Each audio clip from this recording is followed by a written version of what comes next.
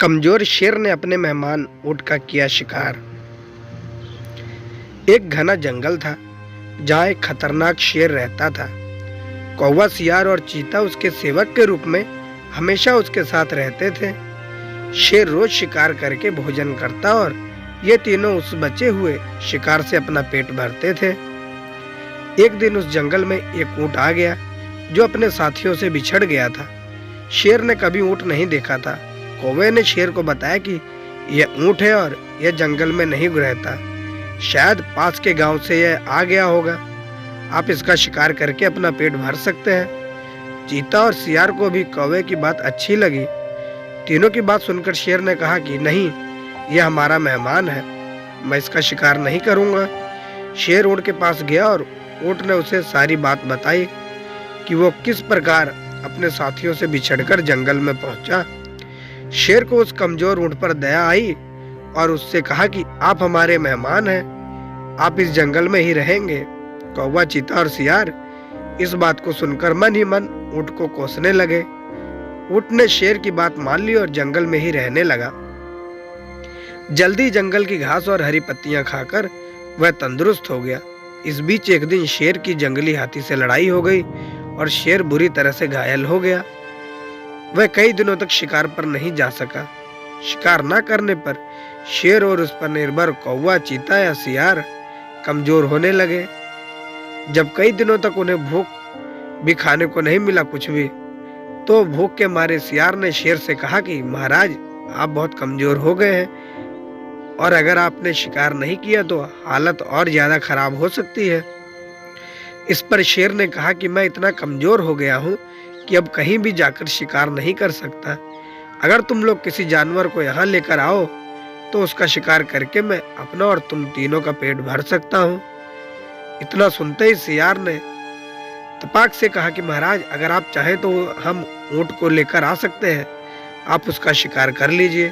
शेर को यह सुनकर गुस्सा आ गया और बोला कि हमारा मेहमान है, उसका शिकार मैं कभी नहीं करूंगा।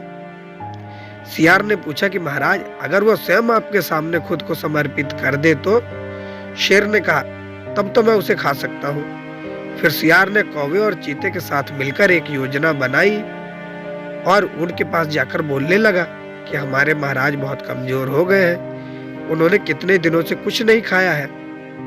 अगर महाराज हमें भी खाना चाहे तो मैं खुद को उनके सामने समर्पित कर दूंगा।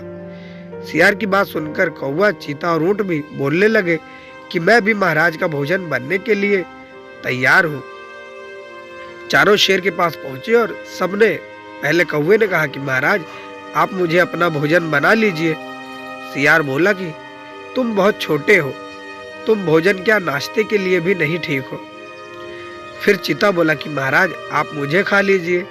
तब सियार ने कहा कि अगर तुम मर जाओगे तो शेर का सेनापति कौन होगा। फिर सियार ने खुद को समर्पित कर दिया।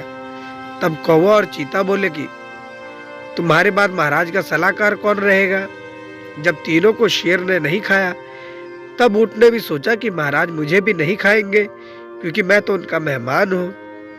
यह सोचकर वो भी बोलने लगा कि महाराज, आप मुझे अपना भोजन बना लो। इतना सुनते ही शेर, चीता और सियार उस पर झपट पड़े।